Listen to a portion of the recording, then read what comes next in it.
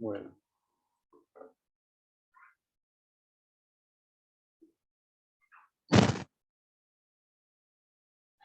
Bueno, arrancamos.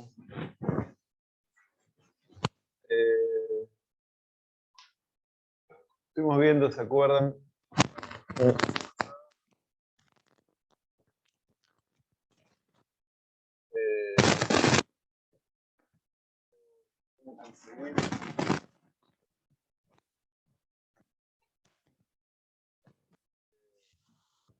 Distintos estados de una proyección definida a partir de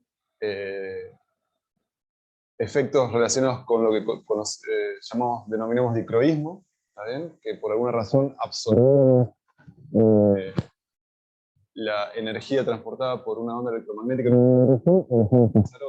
lo que pasaba daba una proyección bien definida, en este caso lineal. Eso ocurría cuando había anisotropía en el material que usábamos como filtro y que distinguía también vimos que podíamos conseguir un estado de proyección bien definido cuando sucedía el fenómeno de reflexión, ¿se acuerdan? Con la componente paralela al plano de incidencia, para que no esa componente no podía ser reflejada, no tenía energía en esa dirección. Que se aceleran, y eso pasaba con el ángulo de Brewster. Y también, muy relacionado con eso,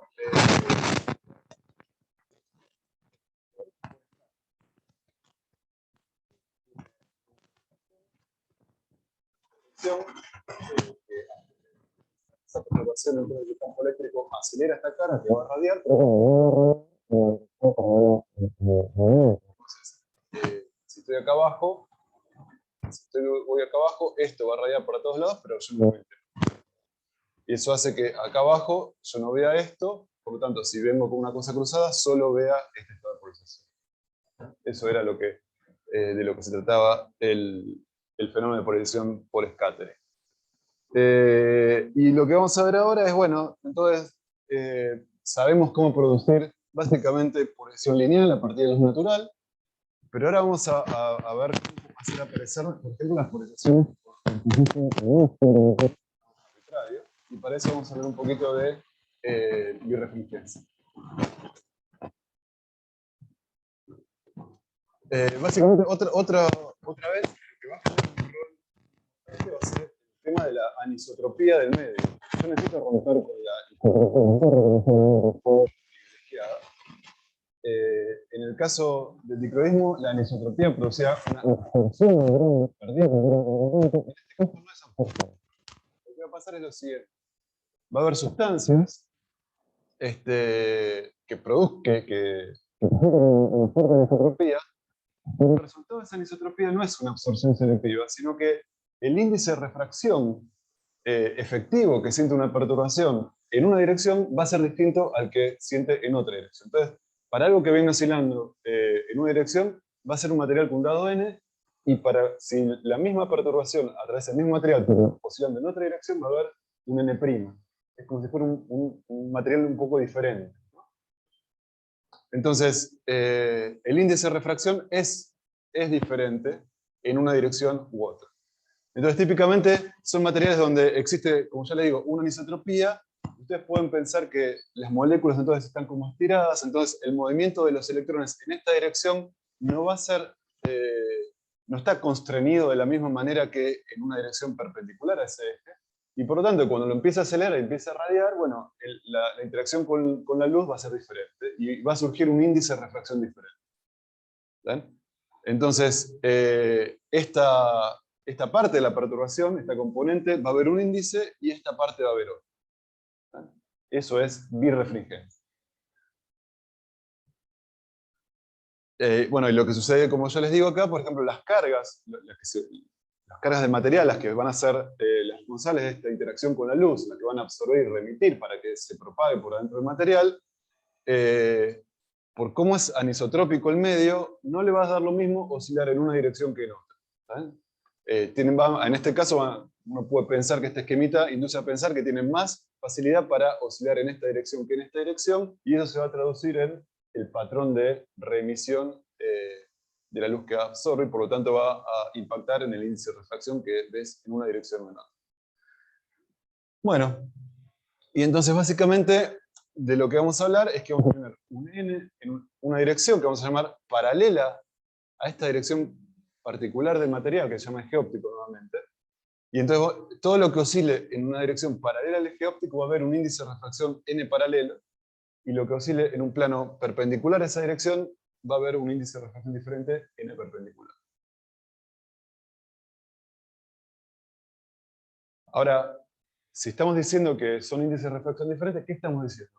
Que la luz en el material se va a probar a velocidades diferentes, de acuerdo a si el campo eléctrico está oscilando en una dirección paralela al eje óptico o perpendicular al eje óptico. ¿Por qué? Bueno, porque es muy simple, porque se acuerdan que el índice de refracción lo que hacía era justamente cuantificar la velocidad de luz en el medio, y por lo tanto, si yo tengo n paralelo distinto a n perpendicular, las velocidades de propagación van a ser diferentes. Entonces, de repente, si yo vengo oscilando así, me voy a mover con una velocidad, pero si vengo oscilando así, me voy a mover con una velocidad menor, supongo.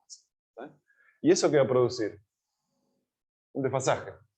Va a producir un desfasaje, y esa es la idea de estos materiales. Entonces, veamos eso. Entonces, voy a hacer este esquemita, donde voy a dibujar acá una porción de la onda, o sea, es un perfil, ¿no? Tipo congelado, es un perfil, pero por ahora les dibujo solamente esta parte que está acá. Les dibujo la parte que viene adentro del material y la que sale. Y vamos a suponer que esto corresponde a la onda que es paralela al eje, y que esta de abajo corresponde a la onda que es perpendicular al eje. Yo lo dibujo en el mismo plano para que se vean bien, pero esta onda debería ser una cosa así. Pero la dibujo como si fuera la misma. Bueno, entonces, lo que estamos seguros de lo que estamos hablando es que si este es un material birrefringente, el índice de refracción, voy a tener un índice n perpendicular y un índice n paralelo, y en este caso voy a asumir que el índice de refracción perpendicular es más grande que el de paralelo. Por lo tanto, la velocidad con la que se propaga esta perturbación va a ser más chica que la velocidad con la que se propaga. Bueno, muy bien.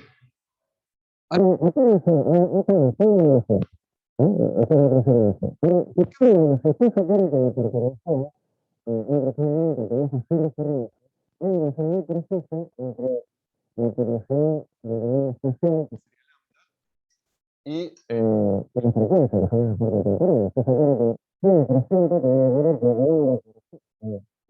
frecuencia entonces, si yo digo ¿qué es lo que ¿qué es lo que se tiene que dibujar acá?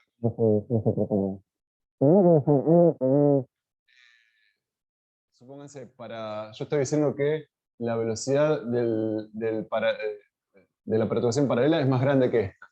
Debería dibujarla con una longitud larga, o sea, que o lo que sucede es que la frecuencia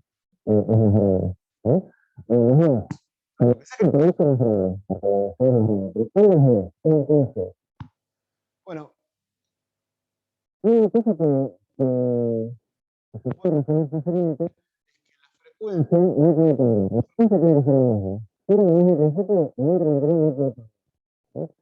¿Y eso por qué? Pensemos en la frecuencia. Pensemos que sabemos la frecuencia.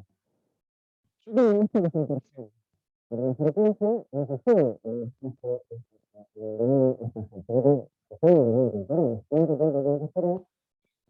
un lugar, la perturbación fue esa. Y en todos los puntos tienen la misma frecuencia, así que en todos los puntos, acá está acá arriba, acá está acá arriba, acá está acá arriba, pero para esperar a que vuelva a estar en el mismo lugar, eso es el mismo punto. La frecuencia es la misma. Ahora, ¿qué pasa en este punto? Este punto está en la frontera entre el espacio de afuera y el espacio de adentro. ¿Qué es lo que pasa?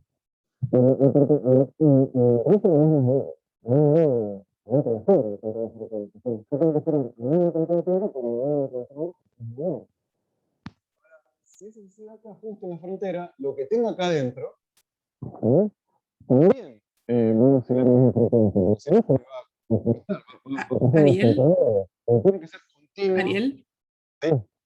disculpa. Parece que hay como una, no sé si interferencia con el micrófono, pero se escucha raro. Un segundito.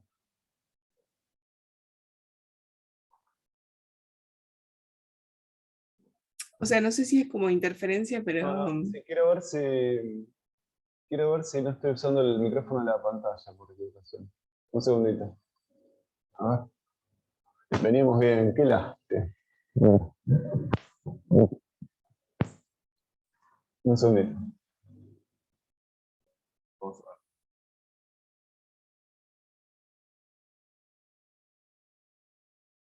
Bueno. A ver. Entonces, lo que les estaba tratando de argumentar es acerca de, acuérdense, la velocidad para una componente adentro del material es distinta que la otra. Y lo que estamos diciendo es, bueno, la velocidad es diferente, pero eso significa que la frecuencia es diferente, o que la longitud de onda es diferente, o que las dos son diferentes. Lo que les estaba tratando de argumentar es que la frecuencia adentro del material para las dos perturbaciones tiene que ser la misma. ¿Sí? ¿Y eso por qué es? Porque si no, esto supónganse va a ser una perturbación, acá ahora la vamos a dibujar bien, pero si adentro y afuera tuviese una frecuencia diferente, se crearía una discontinuidad justo en la interfase. Entonces, el hecho de que este punto pertenezca tanto a la parte de afuera como a la parte de adentro, y además esté oscilando con una frecuencia bien determinada, igual a la de afuera, hace que la frecuencia de adentro tienen que ser la misma. ¿Saben? Tiene que ser la misma. Para que no se produzca justamente una discontinuidad en la interfaz, no se desenganche, no se rompa el perfil. Entonces, lo que sucede es que cuando digo que las velocidades son diferentes porque los índices de refracción son diferentes, en realidad las frecuencias van a ser iguales, y lo que van a cambiar es que voy a tener una longitud de onda para la perturbación paralela al eje óptico y otra longitud de onda para la perpendicular. ¿Sí? Y a veces esta lambda paralelo y lambda perpendicular, si recordamos que, bueno, lambda de acá, ¿no? Lambda es la velocidad sobre nu, ¿no? Entonces, lambda es la velocidad sobre nu, y la velocidad de c sobre el índice de refracción, ¿no? Entonces me queda esto que está acá. Fíjense. C sobre nu lo puedo pensar como que es la longitud de onda que tendría en el vacío, porque ahí estoy usando C, que es la velocidad de luz en el vacío, eso es lambda 0, y me queda el índice de refracción correspondiente acá abajo. Entonces, lambda paralelo va a ser la longitud de onda de la perturbación en el vacío sobre el índice de refracción paralelo, y lambda perpendicular, la longitud de onda de la perturbación en el vacío sobre n perpendicular. Bueno, y entonces lo importante es que dentro del material las oscilaciones en las dos direcciones tendrán longitudes de onda diferentes. Y eso se entiende un poco. De vuelta, no les estoy dibujando toda la perturbación. Les dibujo ahora este cachito acá para recalcar lo siguiente. Pensemos en el punto azul que corresponde a este punto azul. Supongamos que están en fase las dos. Acuérdense, son perpendiculares, ¿no? La estoy dibujando así para que se vea bien. Y supónganse que las dos están en fase. O sea, es una polarización lineal. Las dos están en fase. Entonces, vamos a ver qué pasa en este punto, con el punto azul que lo dibujo acá. Cuando pasa el tiempo, bueno, el perfil viaja y se mete adentro del material, ¿no? Ahora, cuando empieza a viajar adentro del material, la velocidad del paralelo es mayor que la velocidad del perpendicular. Entonces, la velocidad en particular de este punto azul, la distancia recorrida va a ser más grande que en el caso paralelo que en el caso perpendicular. Porque adentro del material, esta onda de acá arriba se movió más rápido que esta onda de acá abajo. Entonces, el puntito azul, que acá los dos estaban en fase, acá se va a adelantar el de la onda paralela, ¿no? El de oscilación paralela. ¿Ven? Y Y si yo dejo pasar más tiempo, el punto azul va a llegar al borde, va a haber recorrido toda esta distancia, mientras que este todavía está acá, ¿eh? Porque se mueve más lento acá. ¿Eh? Les recuerdo, estoy mostrándole parcialmente cómo son los perfiles, pero para focalizar la discusión. Pero entonces fíjense que lo que se produce, en realidad, es una especie de estiramiento, ¿no? La onda de arriba se estiró con respecto a la de abajo. Su longitud de onda aumentó, porque se movió más rápido. ¿Sí? Ahí adentro. Entonces, esta es la longitud de onda paralela, que efectivamente quedó mayor que la longitud de onda perpendicular. ¿Cuánto mayor? Bueno, la paralela es un número dividido n paralelo, que es más chico que el otro, puede ser el número más grande, que esta que está acá, que es el mismo número dividido n perpendicular, que es más grande. ¿No? Entonces, la longitud de onda de la oscilación paralela al eje óptico, en este ejemplo, se alargó, se aumentó con respecto a la otra.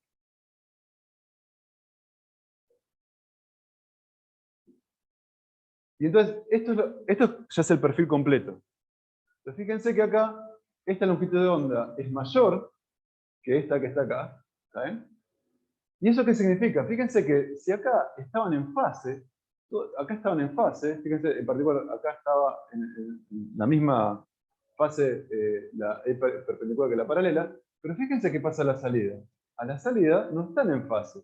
Este está por acá abajo y este está por acá arriba. Entonces se introdujo una diferencia de fase que antes no estaba. Acá era polarización lineal y acá, en el caso general, es polarización elíptica. Y eso es lo que hace la lámina retardadora. El cristal este birrefringente. Entonces, como tienen longitudes de onda diferentes, ¿está bien? Bueno, y acá lo vemos. Esta es otra manera matemática de ver lo mismo. ¿Se acuerdan que si describimos acá matemáticamente, esta es la manera de escribir la fase, donde K, ¿se acuerdan que era el K era un factor que hacía las veces de alargar o achicar la escala del periodo, en este caso del periodo espacial, y eso es efectivamente lo que vemos. Como tenemos K, que es 2pi sobre lambda, fíjense que acá a veces también el K que viene acá se hace explícito que depende del índice de refracción. ¿Por qué? Porque K es 2pi sobre lambda, lambda depende del índice de refracción, porque lambda es lambda 0 sobre n, y por lo tanto K es todo esto, que podría llamarlo el K de lo que valdría en el vacío, lo voy a llamar K0, veces el índice de refracción. Entonces, este numerito que está acá, en realidad es K0 por n, depende del índice de refracción. Cuando el índice de refracción es más grande, ¿saben?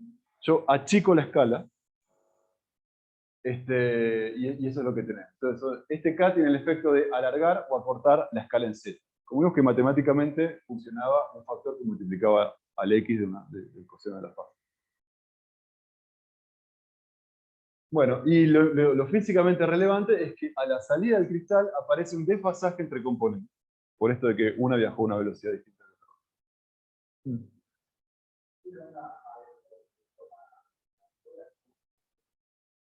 Bueno, si acá estamos pensando que tenés N0, digamos, no nos estamos preguntando, entonces directamente es esto que está acá, ¿no? Afuera sería lambda 0.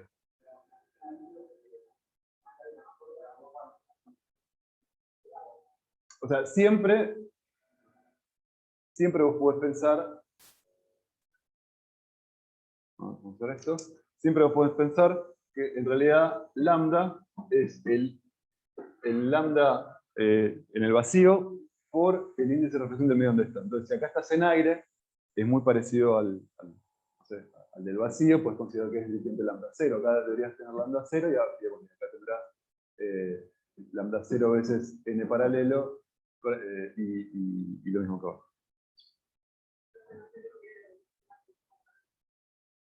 Ah, sí, lo que me preguntaron es cómo funcionaba la longitud de onda afuera del material. O sea, cómo comparaba la longitud de onda dentro del material con las de afuera del material. Y lo que lo que hay que acordarse, perdón, por cualquier cosa, lo que hay que acordarse es esto que está acá. Es que es esto que está acá.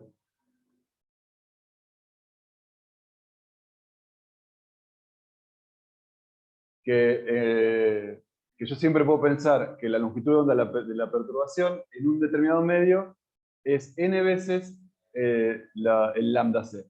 ¿Ah? Entonces, si acá tengo aire, acá será el n del aire por el lambda cero, y acá tengo el n, perdón,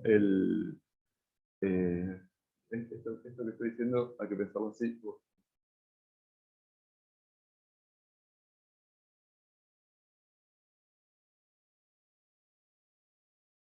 Acá, esto que está acá.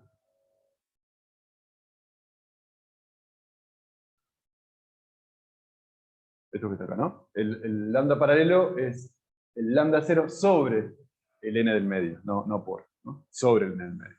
¿Está? Y entonces, esto que está acá estaba mal, esto es dividido.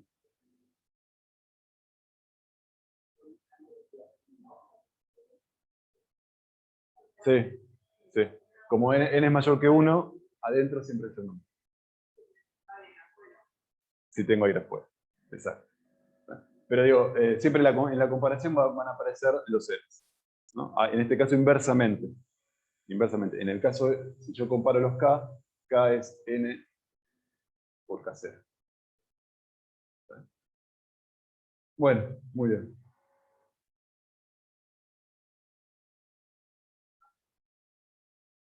Bueno, entonces, ya vimos lo que pasa, ya vimos que cosas que están en fase, luego de atravesar el cristal se desfasan, pero ahora quiero calcular el desfasaje. Bueno, ¿cuánto se desfasa? ¿Cuánto se desfasa? Bueno, yo sé cómo van las longitudes de onda de las dos componentes en función de los índices paralelo y perpendicular. Y entonces fíjense, lo que voy a hacer es lo siguiente. Me voy a fijar, bueno, ¿cuánto vale la fase de las dos perturbaciones en este punto? Bueno, el campo en z igual a 0, a un dado tiempo además, esto es a un dado tiempo. En z igual a 0, bueno, vale coseno de, esto sería k paralelo por 0, porque estoy en 0, menos, bueno, omega t, que es una constante, más la fase inicial. Y la perpendicular, o sea, la de abajo, en 0, vale coseno de 2pi lambda perpendicular, pero por 0, porque estoy evaluando el z igual a 0, menos omega t más el epsilon de esa. En este caso en particular, en el dibujo, esto es igual a e. ¿Ah? Pero podría no ser. A la salida, cuando recorrí una distancia d, esta es una distancia d, ahora estoy evaluando en z igual a d. ¿Está? Entonces acá tengo 2pi sobre lambda paralelo por d, menos omega t, ¿no? Más, bueno, esto, más la fase inicial, que es la misma que está acá. Y para la de abajo, es lo mismo, tengo que evaluar esto en d. ¿Ah? Entonces, fíjense que a todo esto que está acá, es la fase de la perturbación en d a tiempo t. Y todo esto que está acá es la fase de la perturbación perpendicular en d a la salida de la lámina a tiempo t. ¿Ah? Lo voy a llamar phi paralelo y phi perpendicular respectivamente. Son las fases. Y lo que yo quiero hacer es calcular el desfasaje, ¿no? Entonces quiero calcular esta diferencia. ¿Cuál es la fase de una menos la otra? Eso es lo que quiero calcular. Bueno, cuando hago la diferencia entre fase paralela menos fase perpendicular, es hacer la diferencia entre estas cosas. Y fíjense que, bueno, 2πd sale factor común, que es lo que está acá. Y después tengo la diferencia de fases que tenía al principio. Que tenía al principio. Entonces, lo que me dice esto es que, antes de esto, lo que me dice esto es que la diferencia de fase que tengo al final es la que tenía al principio, más algo que introduce la lámina, por haber recorrido una distancia d adentro de la lámina, donde una perturbación tenía longitud de onda lambda paralelo y la otra lambda perpendicular. Esto es lo que introduce el desplazamiento dentro del material a lo largo de una distancia t. Este es el desfasaje. Eso es lo que agrega la lámina. Si no tuviera lámina, d igual a 0, o sea, obviamente todo esto sería 0 y no pasaría nada. Bueno, y también se puede escribir de esta manera, o sea, poniendo lambda perpendicular como lambda 0 con un n paralelo acá y lambda 0 acá abajo, me queda la diferencia de n paralelo menos n perpendicular, y acá un lambda 0. Que se tengo que estar. Esta es otra manera de escribirlo. Donde se hace explícito que lo que hace la lámina es, por haber atravesado la luz una distancia d dentro de esa zona, introduce un desfasaje que es proporcional a la diferencia de valores de índice de refracción. Si fuesen iguales no habría problema.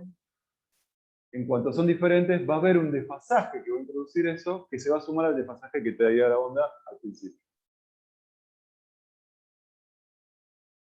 Esto es lo que se llama el desfasaje de la lámina. Y tiene esta pinta.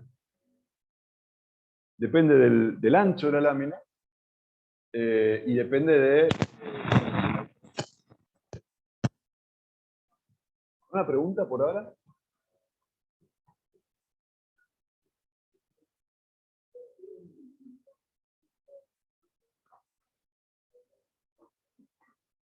¿Se abría?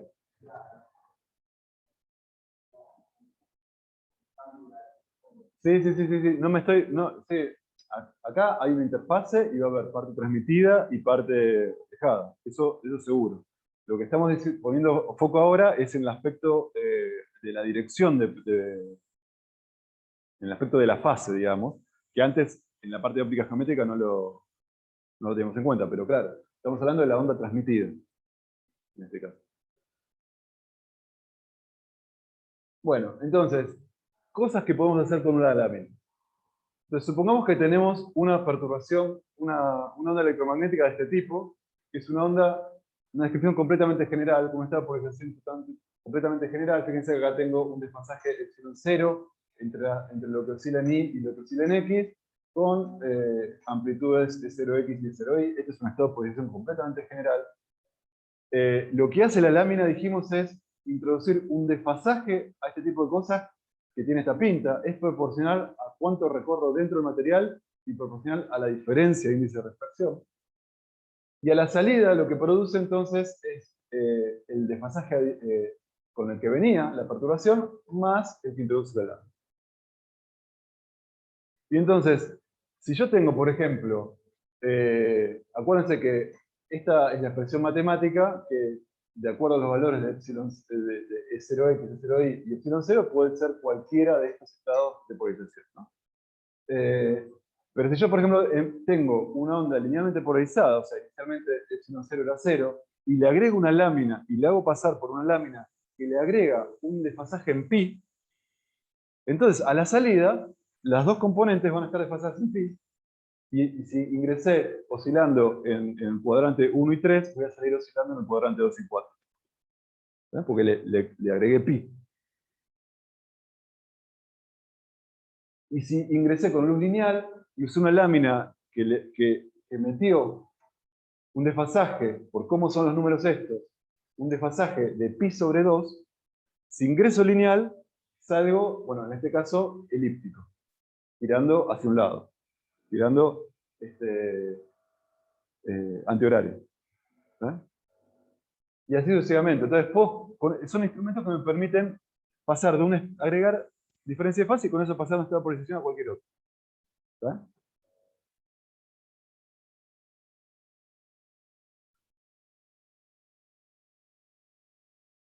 Bueno. Entonces, hay algunas láminas que son importantes porque el desfasaje que agregan están calculadas para, a una longitud de onda, agregar un desfasaje bien determinado. Entonces son de un espesor bien determinado. Por ejemplo, hay láminas diseñadas para introducir una diferencia de fase de pi. Y eso sucede porque, porque esta cuenta, digamos, da pi. Básicamente pi o pi más un número entero de veces 2. ¿No? Esas láminas se llaman láminas de media onda. ¿Alguien me puede decir por qué se llama lámina de media onda? Si el desfasaje que introduce es pi. A ver, ¿cómo va eso? Claro, exacto. ¿Se acuerdan que yo desde hace rato le vengo diciendo, fíjense que agregar un desfasaje es lo mismo que en una escala espacial hacer un desplazamiento? Bueno, agregar un desfasaje pi equivale a un desplazamiento de media longitud de onda. Por eso, las que agregan fase en pi se denominan láminas de media onda. Y acá tenemos un ejemplo. Este es un cristal anisotrópico, este es el eje óptico, este es todo lo que oscila paralelo a esto va a tener un índice de refracción, y lo que oscila perpendicular a otro. Entonces, cuando incido desde acá abajo con esta perturbación, voy a tener, en general es una lineal, pero esta componente es paralela al eje óptico y esta componente es perpendicular al eje óptico, ¿no? Entonces las dos, fíjense que si ingresan en fase, como están acá, cuando salen no van a salir más en fase, sino que fíjense que acá se ve que se produce un desfasaje, acá ya este punto no coincide con este punto no coincide con sino que se está adelantando una onda con respecto a la otra, y cuando salen, ya el desfasaje acumulado hace que, fíjense, si antes, cuando este estaba en máximo, este estaba hacia la derecha, ahora cuando este está en máximo, este está hacia la izquierda. Es porque el desfasaje completo es de pi. Corrí media onda una con respecto a la otra, y eso hizo que máximos no coinciden con máximos, sino que máximos empiezan a coincidir con mínimos.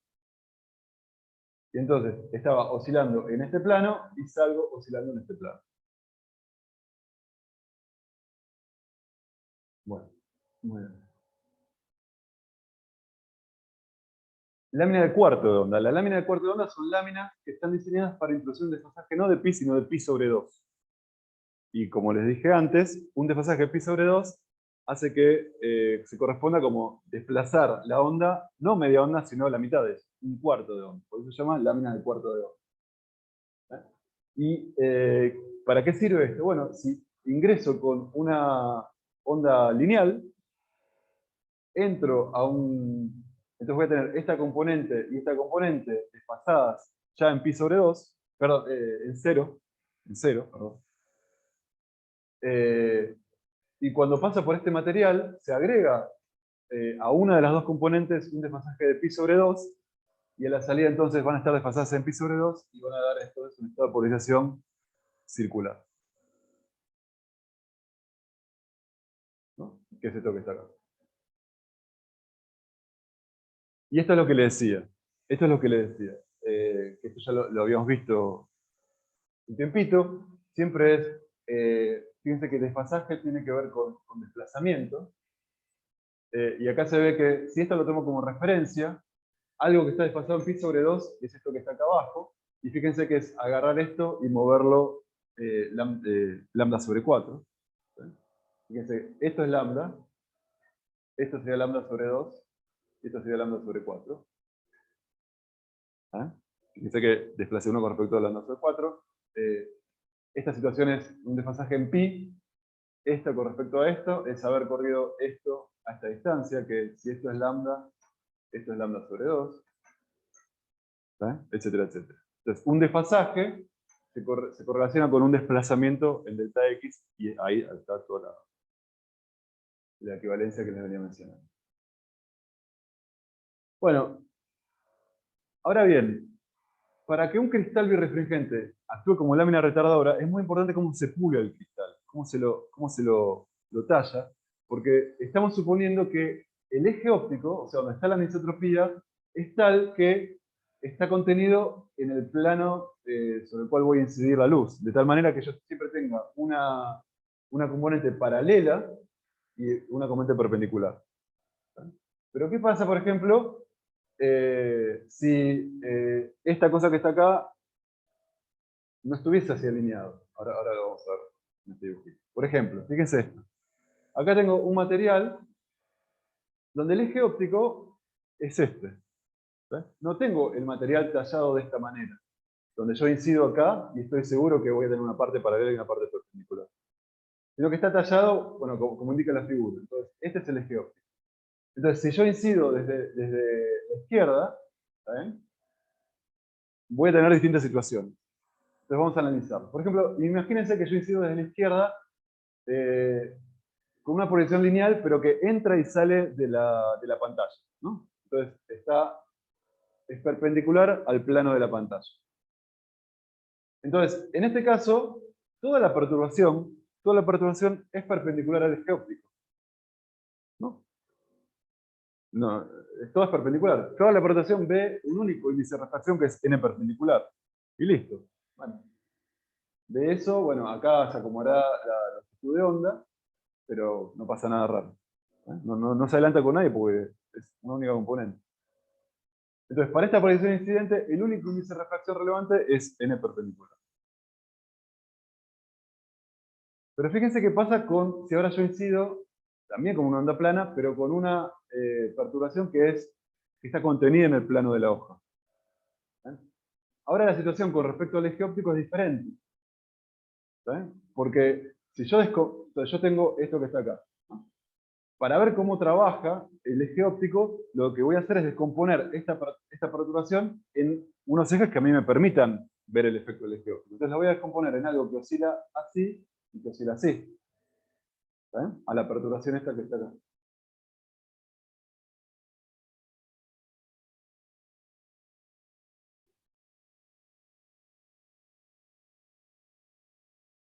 A esta perturbación la voy a descomponer. Un segundito.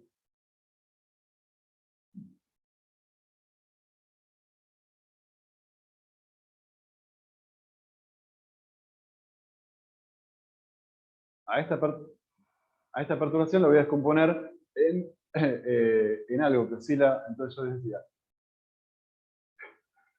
terrible, ¿no?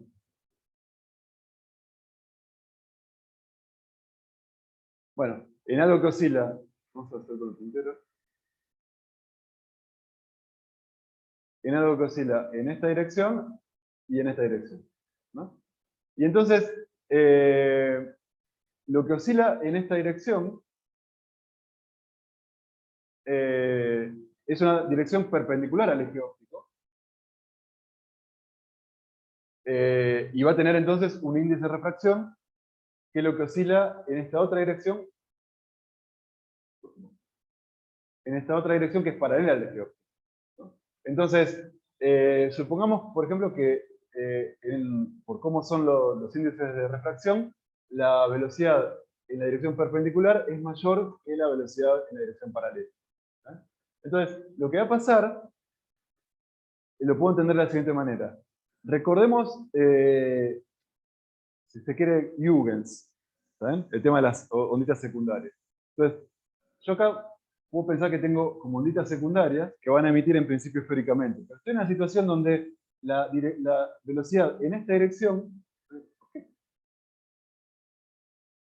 la velocidad en esta dirección, ¿saben? Es más grande que la velocidad en esta dirección, ¿no? La velocidad perpendicular es mayor que la velocidad paralela. Entonces, en realidad, las onditas que van a emitir las fuentes estas secundarias no van a permanecer esféricas porque se van a elongar, porque van a viajar más rápido en esta dirección que en esta. ¿Vale? Entonces voy a tener como esta especie de elipsoides que van a ser resultado de la emisión de las fuentecitas secundarias. Y uno va a seguir valiendo, o sea, el frente de onda un tiempo después va a estar en la envolvente, y la envolvente va a seguir, si esto era plano, acá afuera va a seguir siendo plano, acá. ¿Eh? Entonces voy a tener una perturbación que efectivamente se propaga como si fuera un frente de onda plano. Pero estos elipsoides están deformados con respecto a esa dirección, ¿no? Y entonces, en realidad, avanzan para acá, pero en realidad lo que hacen es, esta perturbación no se mantiene en este eje, sino que se va levantando un poco, porque los elipsoides se van deformando hacia arriba, ¿no? Entonces, si yo sigo al rayo que correspondería a una partícula que se mueve acá con una velocidad con una velocidad dada paralela y una velocidad dada perpendicular diferentes, voy a ver que eso empezaría a subir, porque se desplaza más rápido en esa dirección. Y entonces aparece un efecto que es que aparece un segundo rayo que se llama rayo extraordinario, asociado con esta anisotropía de velocidad. Entonces, este rayo, es esto que está acá, ¿no? La dirección del rayo tiene una componente vertical, dada por esta anisotropía. Y este rayo se lo llama rayo extraordinario. Entonces, en cristales anisotrópicos, cuando el eje óptico no es paralelo a la superficie de incidencia, puede suceder esto, que la dirección del rayo puede dejar de ser normal al frente de otro. Es un rayo muy particular. Y esto es lo que se ve, efectivamente esto es lo que se ve. Fíjense que yo acá tengo un material, un lápiz, atrás del cristal birrefringente, acá estaría el lápiz, ¿saben? Y lo que se ve para la componente que oscila en el plano, acuérdense que la otra no tiene problema, la otra no tiene problema, la que oscila así, ¿saben? Esa pasa, y es el rayo ordinario, ¿saben? Y lo que sucede es que lo que oscila en el plano en el plano de la pantalla, por este tema de la diferencia de velocidad de propagación, dentro del cristal tiene una componente vertical que hace que cambie su dirección y sea esta la dirección, y al salir, bueno, emerja de esta manera. Entonces, lo que ven acá, esta parte que está acá, corresponde a esta emisión que está acá, del rayo extraordinario. Bueno, y el último comentario que les quería hacer tiene que ver con algo que se conoce como actividad óptica. Fue una observación ya de principios de 1800, donde experimentos de Arago le permitieron mostrar que la dirección de vibración de una onda que está linealmente polarizada, ¿saben? Lo que él veía era que cuando atravesaba determinado material, la polarización seguía siendo lineal, pero había rotado, ¿saben?, con respecto a la dirección incidente, ¿no? Entonces, la dirección de vibración de una onda linealmente polarizada experimentaba un proceso de rotación, y este proceso era continuo. O sea, si la cantidad de material aumentaba al doble, bueno, rotaba el doble. Si se achicaba 3 veces, bueno, rotaba 3 veces menos.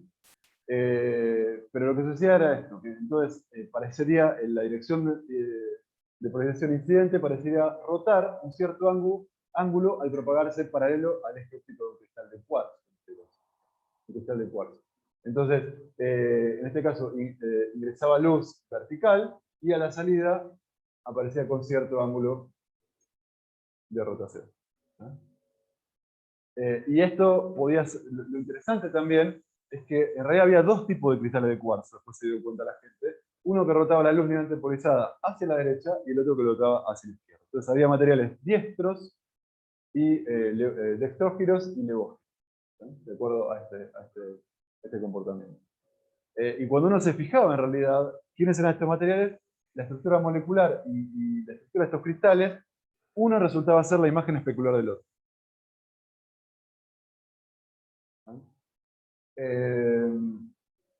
Bueno, esto. Otro comentario que les quería hacer es que, bueno, esto a mediados de 1800, Pasteur también estuvo trabajando con esto, laburando con soluciones de ácido tartárico, y lo que se dio cuenta es que cuando tenía una solución de este ácido, bueno, no pasaba este efecto, no era ópticamente activo, pero lo que sucedía era que en realidad la solución tenía partes iguales de dos componentes, dos isómeros, estos constituyentes zurdos y diestros, digamos, pero cuando unos eran imágenes especulares del otro, pero cuando enriquecía la solución en unos u otros, sí aparecía este poder rotatorio, ¿no? Si lo separaba y se disolvía por separado en agua, eso sí tenía, esa solución sí tenía actividad óptica. Bueno, y esto se usa entonces muchas veces para medir concentraciones de soluciones que uno sabe que tiene actividad óptica, porque uno tiene una especie de tubito donde uno tiene un material, una solución que quiere analizar, quiere saber la concentración, y entonces es muy fácil medir concentraciones de estos materiales, por dicho, porque sabe que disponen concentración de esta actividad óptica, y eso significa que un dado compuesto, por ejemplo, para una dada temperatura, está caracterizado cuántos grados gira por unidad de longitud, ¿está bien?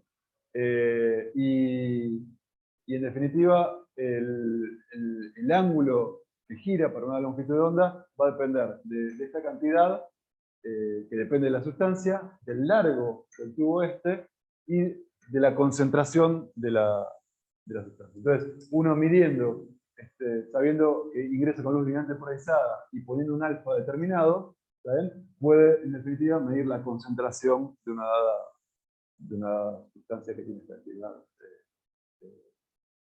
óptica. Bueno, cortemos acá, hacemos un intervalo, en 15 volvemos, a las 10.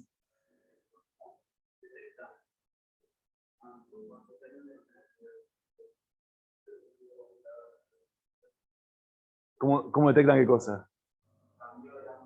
No, eso, para que deja de compartir.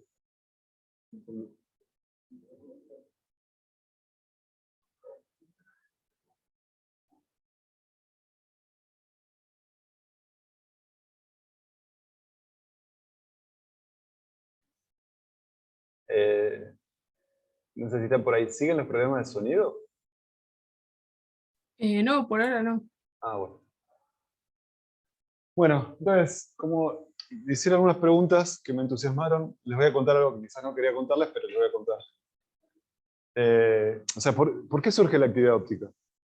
O sea, ¿por qué un material tiene la capacidad de rotar? Entonces, esto es muy con los dedos, pero para que tengan una idea. Entonces, supongamos que tenemos esta situación que vemos acá,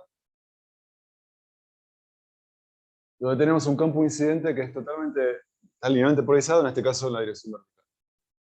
Vamos a pensar qué es lo que ocurre con una única molécula de un material de este tipo, ¿no? Y lo importante es que tenga cierta simetría particular, y en este caso vamos a ver qué sucede con moléculas que tienen como una forma helicoidal. ¿Ven? Entonces, supongamos que incide una luz linealmente polarizada sobre una molécula helicoidal. Entonces, esta molécula obviamente puede girar, puede subir haciendo giros hacia la derecha o haciendo giros hacia la izquierda. ¿Ven? En este caso estoy buscando una que, como dice acá, ¿no? Haciendo giros en el sentido que figura acá. Bueno. Entonces, montado en esta estructura molecular funciona como soporte para unos electrones que se pueden mover a lo largo de esta molécula, ¿no?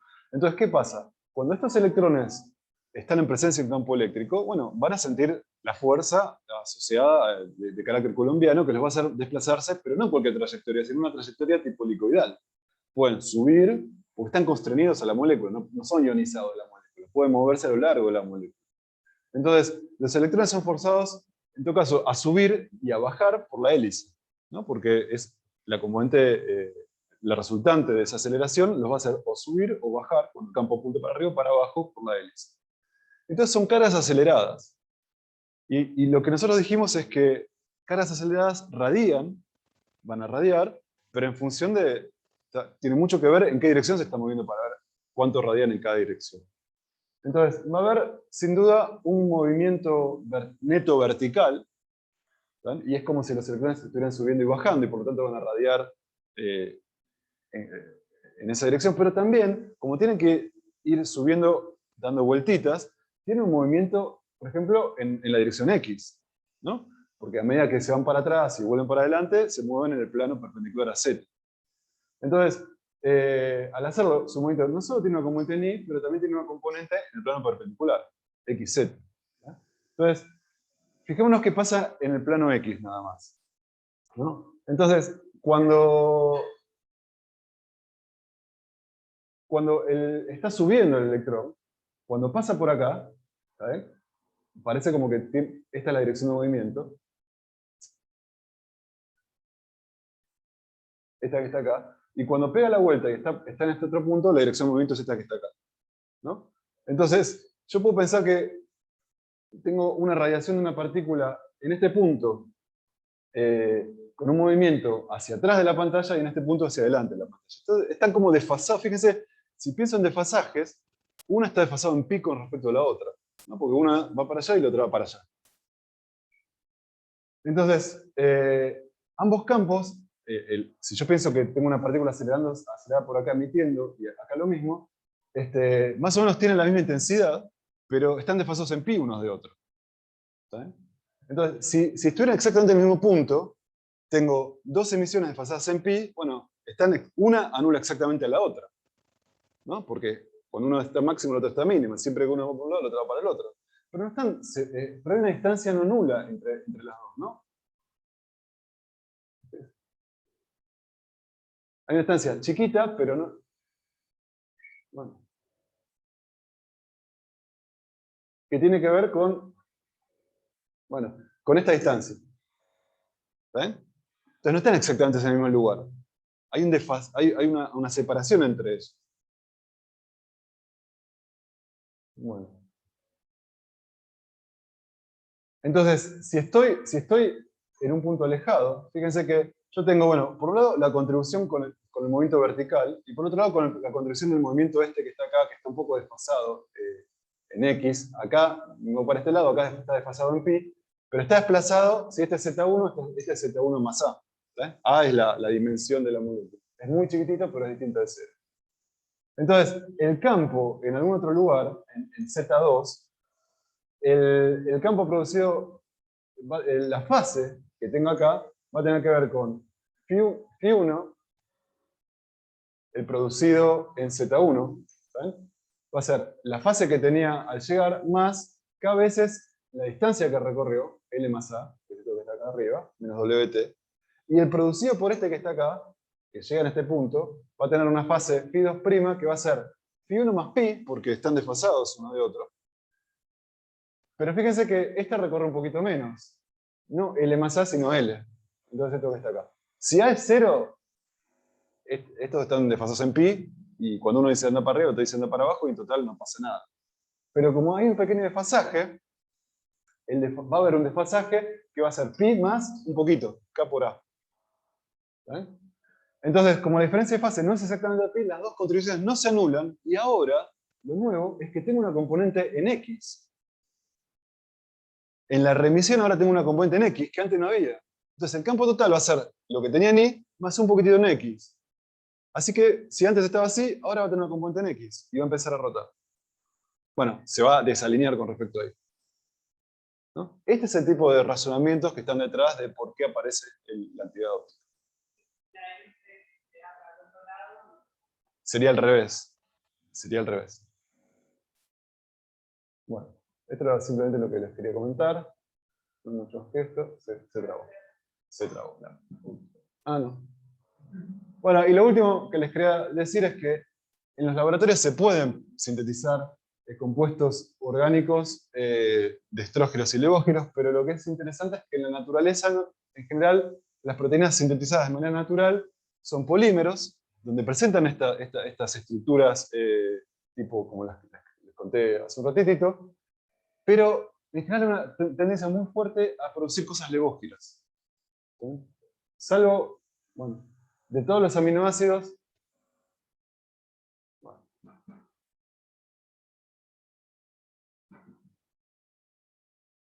bueno, eso es lo que les quería decir. Eso es lo que, vamos a pasar. Igual voy a tener que... Esto está recolgado. Deme un segundito. Bueno, entonces vamos a comenzar con lo No, que... perdón. ¿Sí? Acá en el Zoom no se ve. No se ve, sí. ¿De verdad? Ahí va, ahora sí. Bueno, entonces vamos a comenzar con lo que sería la parte de interferencia. Bueno, conceptualmente no es nada complicado. No es nada complicado. Si fuimos siguiendo más o menos los razonamientos que estuvimos tratando de introducir hasta ahora. Entonces, la idea básicamente ahora es tratar de entender situaciones donde tengo más de una fuente que producen esta perturbación electromagnética en el espacio. Entonces, a cada punto del espacio le va a llegar la perturbación de más de un lugar. Y claro, la perturbación total va a tener que ver con lo que produce una fuente y lo que produce otra fuente en ese lugar. Eso es todo lo que hay que conceptualizar. Entonces, y como son perturbaciones armónicas que viajan sin deformarse, en realidad sabemos que para ver si en un determinado punto la perturbación es máxima o mínima, bueno, importa la fase de la onda, ¿no? La fase me dice el coseno, por qué ángulo tengo que multiplicar, y si eso es 1 va a ser máximo, si va a ser -1 es mínimo, y si es 0 va a ser 0. Importa la fase de la onda. Entonces, en este caso,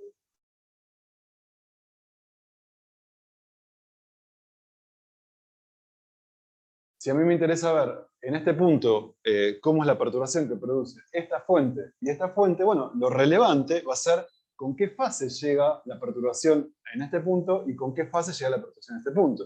¿Qué quiere decir con qué fase? Bueno, la parte del coseno cuando lo evalúo en el X, a mí me interesa cómo llega. En este caso vemos que, por ejemplo, la perturbación original en el punto azul parecería indicar que en el punto verde tendría este tipo de perturbación de ese módulo hacia arriba. Y la fuente de la derecha, por el contrario, la fase con la que llega la perturbación esta, parecería indicar que justo en este punto, bueno, es hacia abajo. Bueno, la suma de los dos es la resultante. Entonces voy a tener casos donde se van a oponer, se van a anular, eso va a ser una interferencia destructiva, y otros casos donde se van a apoyar unos con otros, va a ser una interferencia constructiva. Pero eso es todo, es entender cómo llega la perturbación a un dado punto del espacio a partir de una fuente. Y para eso hay que entender con qué fase llega. ¿No? Eso es lo único que hay que tener.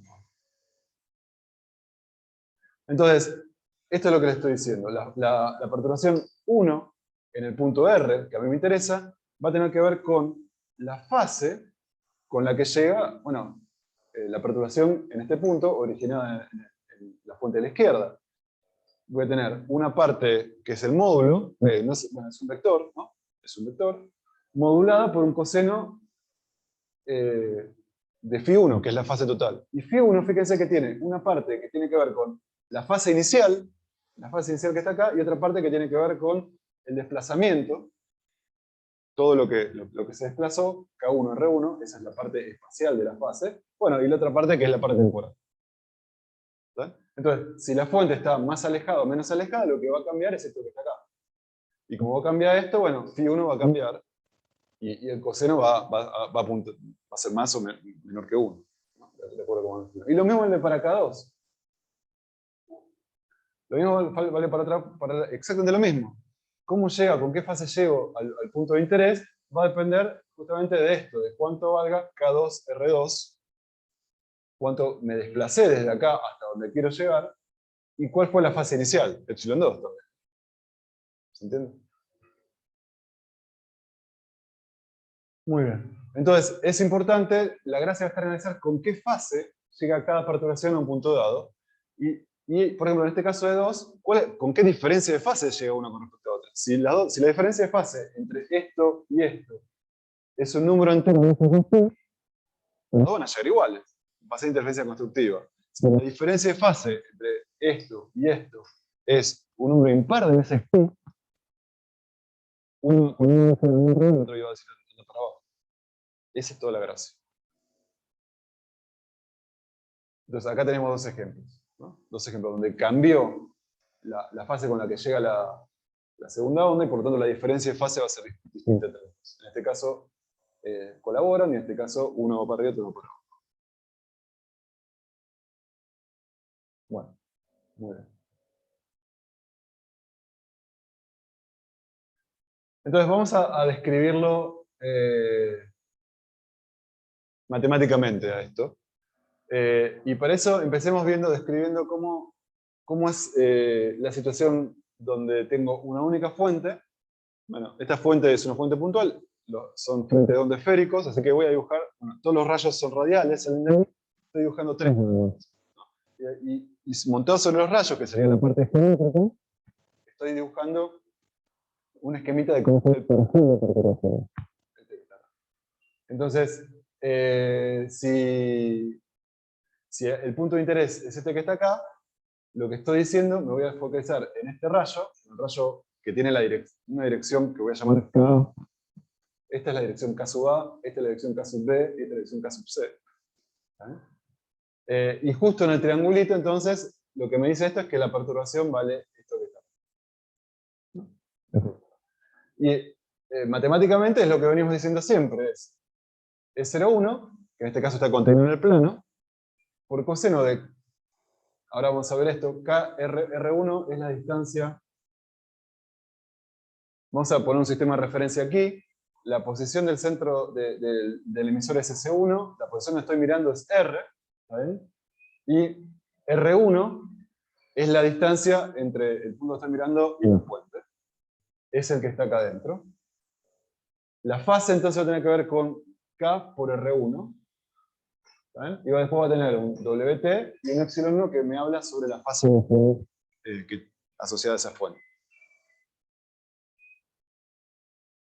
Bueno, entonces, para ondas esféricas, habíamos dicho, la dirección de los rayos es radial. ¿Está bien? Desde la fuente. Entonces, el rayo que pasa por el punto R, un punto cualquiera R, tiene asociado un vector de onda que va a ser radial, ¿no? Es R1. Por ejemplo, el que pasa por acá tiene asociado este vector que es radial con respecto a donde está la fuente, ¿no? R1 es la dirección radial con respecto a donde está S1. Entonces, fíjense que si el vector que me habla sobre la dirección del rayo que estoy mirando, lo escribo como K veces R1 versor, entonces acá yo tengo el producto interno entre K R1 versor y R1 versor. Así que esto es lo mismo que K R1. Pues son paralelos. R1 es este vector, tiene esta dirección, y K tiene exactamente la misma dirección, así que K por R1 es directamente de los módulos. Así que la fase con la que llego acá es simplemente K veces R1 menos omega T más H2. ¿Qué es lo que escribí acá simplemente? Muy bien. Entonces, fíjense además que todos los puntos que tengan el mismo R1, o sea, están alejados de la fuente en una misma distancia, como R1, un radio como R1, todos ellos van a tener el mismo valor de KR, de esta parte de la fase. Y el resto va a ser igual. Así que todos ellos van a estar en fase, ¿no? Lo que es compatible con el hecho de que, como siempre decimos, en este caso los frentes de onda son esféricos, ¿no? Muy bien. Perfecto. Bueno, ahora, ¿qué pasa cuando agrego una segunda fuente?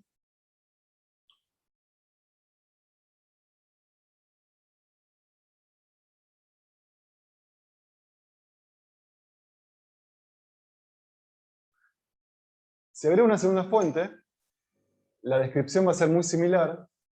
Ahora lo que va a ser relevante, este vector va a ser la posición de S2, ¿saben? Y lo que va a ser relevante para ver con qué fase llega la perturbación producida por la fuente 2 al triangulito, es esta distancia, es R2. R2, ¿qué es? Es la distancia entre el punto donde estoy mirando, R, y S2. Así que es R menos S2.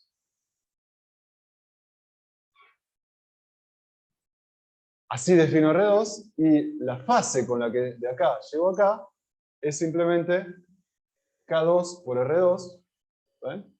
Menos WT más una fase inicial epsilon2.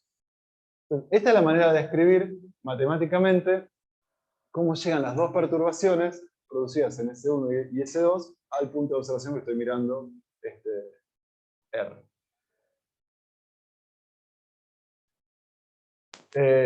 Y entonces acá tengo, fíjense, no sé si se nota acá, pero acá tengo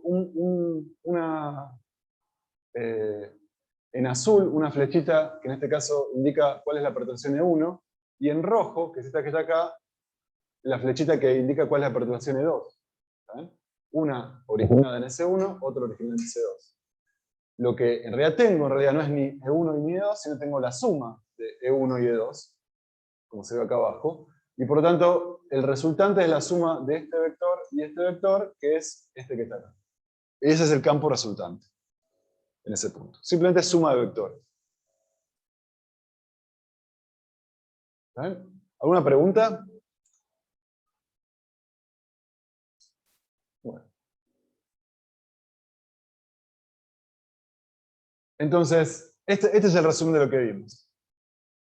Tengo de C1, llega una perturbación con una fase dada, o sea, de tal manera que produce una dada perturbación en ese punto. La otra, el rayo que llega a este punto es en esta dirección K2, va a llegar con una fase relacionada con K2 por R2, relacionado con este desplazamiento, menos omega t más la fase inicial, y en este punto voy a tener la suma de la perturbación que se origina en 1 más la perturbación que se origina en 2. Y se suman como vectores, ¿no? Son dos vectores. Llegan con diferente fase, pueden llegar con diferente fase, o sea, con diferente módulo, pero además pueden estar en direcciones diferentes.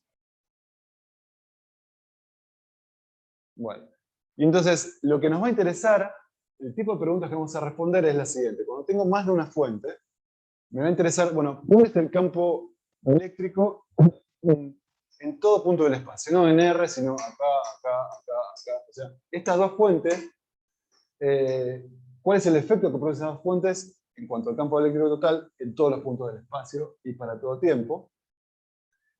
Pero lo que va a tener interés más práctico es lo siguiente. En general, la parte temporal de estas cosas va a variar muy rápido, ¿no? ¿Se acuerdan que las frecuencias asociadas a perturbaciones electromagnéticas eran muy, muy altas? Entonces, en general, lo que nos va a interesar no es el valor instantáneo de los campos, sino una especie de promedio temporal. En promedio, ¿cuánto es la perturbación? Y en realidad, lo que nos va a interesar es no cuánto vale el campo, sino cuánto vale el cuadrado del campo, porque eso estaba asociado con la energía depositada en ese punto. ¿Se acuerdan que la energía transportada por una onda iba como la amplitud al cuadrado? Entonces, lo que nos va a interesar es, cuando tengo más de una fuente, no exactamente cuánto vale el campo total, sino cuánto vale la irradiancia en ese punto. Y cuando hablamos de radiancia nos olvidamos ya del tiempo. ¿Por qué? Porque es un promedio. Entonces solo nos queda, bueno, cómo está distribuida la radiancia en todo el punto del espacio. ¿Se entiende? En promedio, este punto cuánto recibe de energía. Este punto en promedio cuánto recibe. Este punto cuánto recibe cuando tengo más de una fuente. ¿Está bien? Entonces, esto es lo que nos va a interesar. La irradiancia. La distribución espacial de la irradiancia. ¿Cómo varía la irradiancia con la posición con respecto a las dos fuentes que tengo? Bueno, entonces empecemos con un ejemplo sencillo, que ustedes seguramente tienen intuición, que usa la idea de una cuba de ondas. O sea, imagínense que esto es agua, lo están iluminando de abajo, entonces van a ver, cuando hay más, van a ver luces y sombras en función de la altura, entonces están viendo las olitas acá. Y lo que tienen acá son como dos puntos que suben y bajan, en este caso están en fase, o sea, son dos puntos que golpean al mismo tiempo la superficie, y por lo tanto generan estas perturbaciones que se van a propagar. Entonces, en este caso, tengo una fuente 1, una fuente 2, y esto es lo que se observa. Esto es lo que se observa. Esta es una foto instantánea, pero es también representativo de una especie de promedio. Yo hago una película, digo un promedio, bueno, voy a tener una distribución espacial de alturas. Una distribución espacial, y cuando yo tengo mucha altura es porque ahí usé mucha energía para subir tanta agua. Entonces es una especie de lugar donde está la energía, donde tengo muchas oscilaciones, olas muy altas, por ese lado hay mucha energía. Donde todo el tiempo estoy sin olas, bueno, ahí no puse nada de energía. Entonces, si yo hago esto, tengo un pantallazo de cómo funciona la radiancia. Energía espacial. ¿Eh?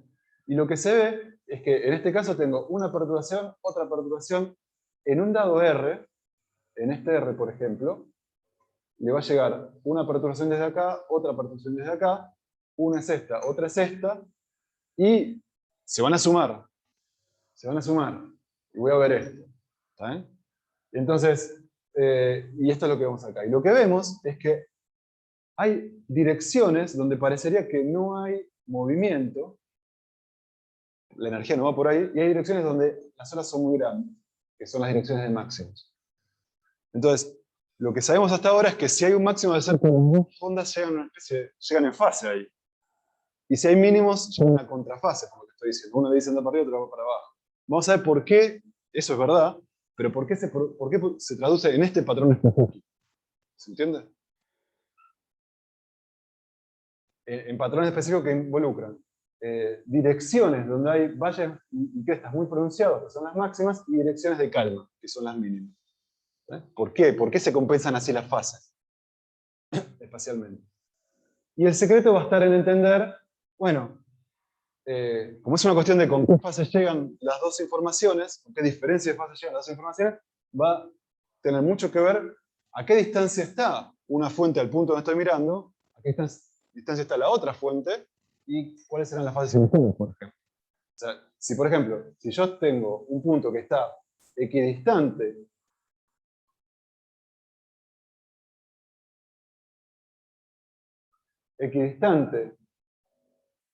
a las dos fuentes, esta cantidad va a ser igual a esta, y por lo tanto voy a esperar con que las fases con las que están llegando sean iguales. Y por lo tanto esperar que haya un máximo.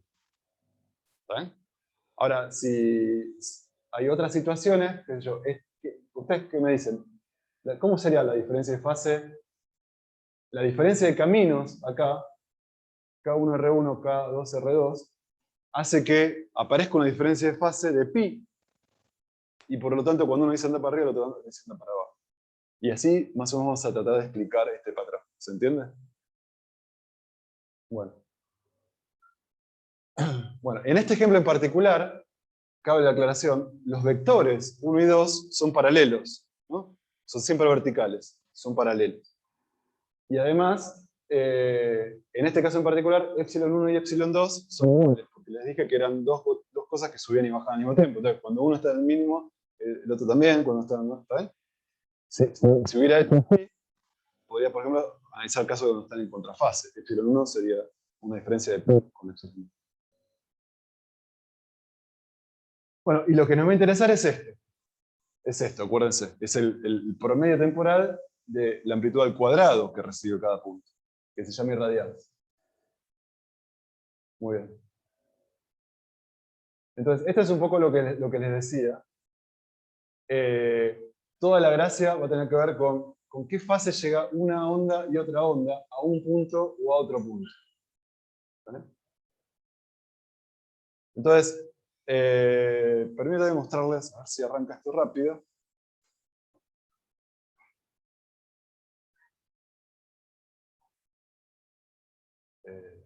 Ya. Ah, acá.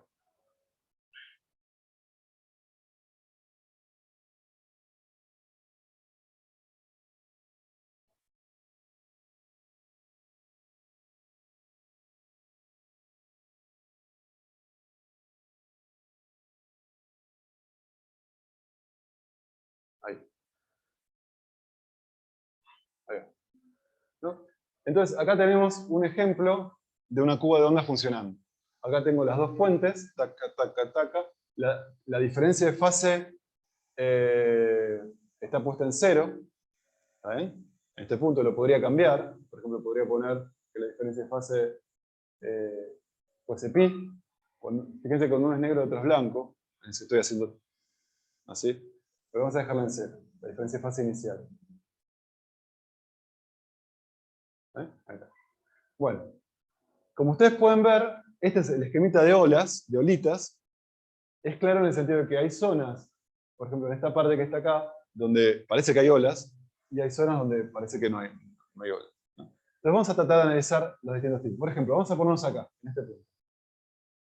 Entonces lo que vemos acá es exactamente, dejamos pasar, vemos cómo están llegando las perturbaciones originadas en las dos fuentes. Y lo que vemos claramente acá es que, fíjense, acá se ve claramente además que cuando están en fase las dos, ¿saben? Y además, como tienen que recorrer el mismo camino geométrico, el KR1 es igual a KR2, epsilon 1 es igual a epsilon 2, y las fases entonces con las que llegan al punto este donde estoy mirando van a ser iguales. Fíjense, cuando uno es máximo y otro es máximo, cuando uno es mínimo y mínimo, pasan por cero, o sea, van igual. Entonces, eso da cuenta de que este punto, las dos perturbaciones se van a sumar, ¿saben? Y va a haber interferencia constructiva. Pero fíjense qué pasa, por ejemplo, cuando estoy en este punto. Acá. ¿Llegan en fase? ¿Por qué no llegan en fase? Bueno, un poquito. Sí, un poquito diferente, pero están más o menos en fase. ¿Recorrieron el mismo camino geométrico? ¿Cuál recorrió más? La de abajo. ¿Cuánto más recorrió? Así lo puedo acá. ¿Cuánto más recorrió? Esto, lo que está en rojo. ¿Vale? Lo que está en rojo es... ¿Qué es? Es múltiplo entero de lambda. Así que recorrió más, pero cuando yo desplazo una con respecto a otra, vuelvo a enganchar máximos con máximos y cambios exactamente, porque son periódicos. Y por eso me vuelve a aparecer un máximo acá. Y cada vez que yo veo un máximo, la diferencia de caminos o va a ser cero o va a ser un número entero de veces lambda. ¿Está? En este caso. ¿Está bien? Y fíjense ahora qué pasa, por ejemplo, en este punto. En este punto que está acá. En este punto que está acá, la diferencia de caminos no es la misma, pero ¿cuánto vale? Lambda sobre 2. Esto es lo que tiene más largo el camino de arriba que el de abajo, la parte roja, que es media longitud de onda. Y cuando yo desplazo una función armónica con respecto a una referencia en media longitud de onda, los mínimos van a empezar a coincidir con los máximos. Y por lo tanto, cuando uno está subiendo, el otro va a estar bajando, y cuando está en el máximo, el otro va a estar en el mínimo, todo el tiempo se van a anular. Y por eso, las dos contribuciones acá es fácil ver que llegan desfasadas en pi. De vuelta, nuevamente la equivalencia entre fase y desfasaje. Una diferencia de fase en pi asociada con desplazamiento en lambda sobre 2. En lambda sobre 2. ¿Vale? Bueno. Entonces, fíjense que todo el tiempo que tienen que sumar estas dos contribuciones, pero cuando una es positiva la otra es negativa, por eso se va a armar el cero acá. ¿Vale? Ahora, depende mucho. La diferencia de fase es lo que dice si va a tener un máximo o un mínimo. ¿Vale? Y va a tener una parte que tiene que ver con la diferencia de caminos geométricos, por otra parte con la fase inicial. Si yo hubiera cambiado, fíjense qué pasa si yo cambio la fase inicial. Así se ve. Si yo cambio la diferencia de fases iniciales, no se ve mucho. ¿Se ve qué pasa con el patrón? Va girando, ¿no? Dependiendo de cómo son las diferencias de fases iniciales, ¿no? Va girando. Por ejemplo, pero en cada caso, fíjense, por ejemplo, lo dejo acá, en 60. Es un número raro. Fíjense que ahora el máximo está acá abajo, no está en la posición simétrica que sería acá arriba, ¿no? Se rotó. ¿Por qué pasa eso? Porque yo tengo una diferencia de fase inicial que hace que si los caminos fueran iguales, epsilon 1 no sería igual a epsilon 2. Así que como no son iguales, no produce una diferencia de fase igual a 0. ¿Se entiende? Entonces yo tengo que compensarlo con una diferencia de caminos para volver a encontrar el máximo. Ahora lo vamos a ver en el cuento. Bueno, muy bien. Sigamos entonces. Sí.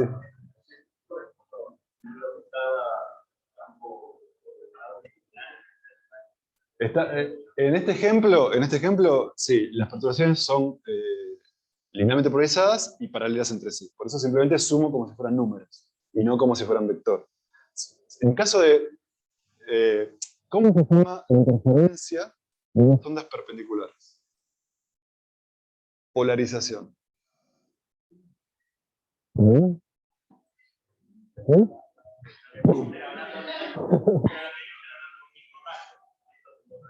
Bueno, vemos cómo se combinan, cómo podemos entender a una onda electromagnética en función de dos componentes perpendiculares. Bueno, eso.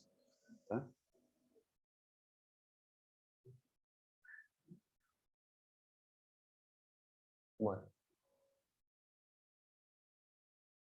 Bueno, entonces, los puntos con los cuales yo estoy en un lugar y la fase con la que llega una onda φ1 y la onda φ2, la diferencia de fase es un número entero de veces 2π, son puntos de máximo.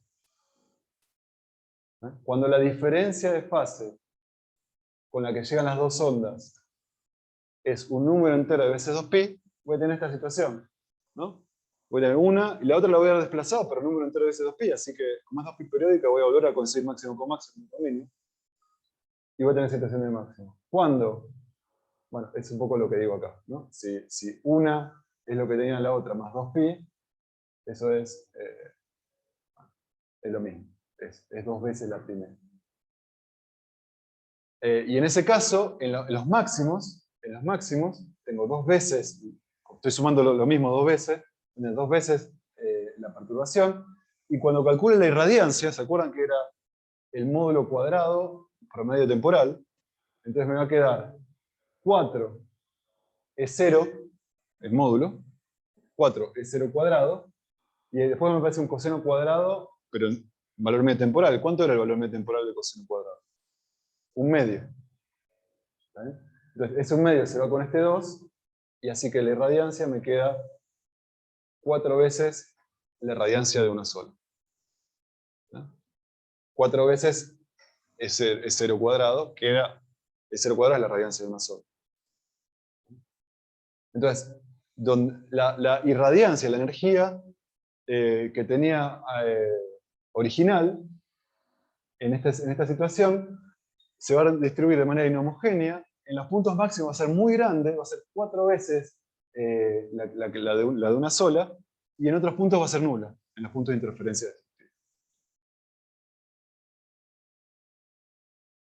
En los puntos que cumplen que las diferencias de fase valen un número impar de veces pi, es tener una onda armónica y le llega otra onda armónica desfasada en pi, o sea, corrida en lambda sobre 2, esos van a ser puntos de mínima. ¿Por qué? Porque esos puntos tengo una referencia, desplaza el otro en pi, ¿sabes? Y la suma de los dos, cuando uno tengo un máximo y el otro tengo un mínimo, es 0. Esos son los puntos de la condición de mínima. Acá lo veo matemáticamente. Esta es una contribución, la otra contribución está desfasada en pi. Y acá se puede, coseno de A más pi, fíjense, coseno de A más pi es coseno de A coseno de pi menos seno de A seno de pi. Esto es menos 1 y esto es 0. Así que coseno de A más pi es menos coseno de A. Y por lo tanto, lo que les decía. Si acá tenían coseno de algo, acá van a tener menos coseno de ese algo y se van a anular los dos. Bueno, la otra... Bueno, yo creo que esto ya lo vimos, es lo que quería decir. Quizás les puedo mostrar la otra.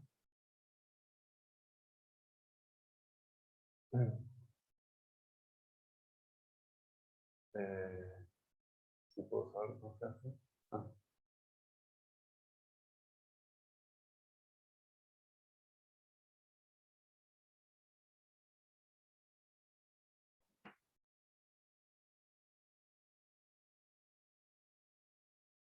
Bueno, la otra es muy similar. Acá permite jugar un poquito con la separación entre fuentes. Y lo que se ve es lo mismo. O sea, si yo estoy por ejemplo, en este punto, acá se ve la onda, una onda, la otra onda, y fíjense que están en fase, así que se suman las dos. ¿Y por qué están en fase? Porque la diferencia de caminos, desde A hasta P, con respecto a B hasta P, A es más largo, pero es más largo en un número entero de veces lambda. Y un número entero de veces lambda, lo que significa que la fase total, la diferencia de fase, la podemos pensar como un número entero de veces 2pi. Y en situaciones de mínima, nuevamente tengo una diferencia de caminos, pero ahora,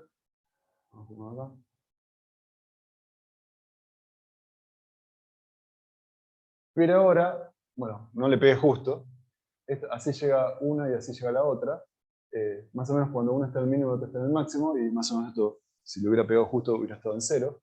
Y la diferencia de caminos, en este caso, están en fase las dos fuentes, y toda la diferencia de fase entonces tiene que ver con la diferencia de caminos. Y fíjense que la diferencia de caminos es 3,5 veces lambda.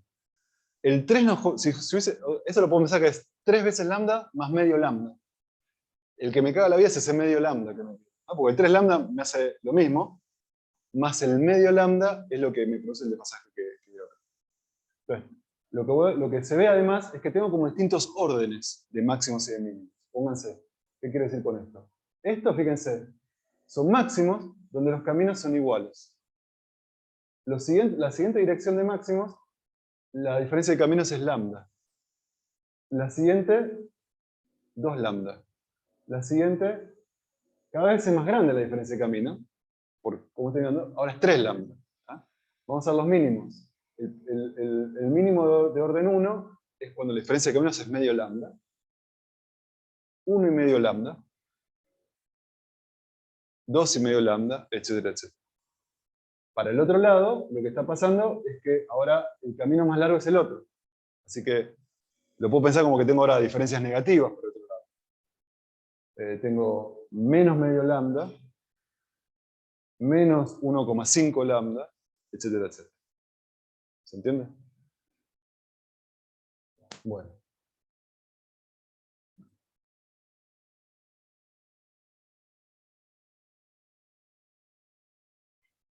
Yo creo que con esto casi estamos. Sí. Bueno, entonces la clase que viene seguimos con esto. ¿Alguna pregunta?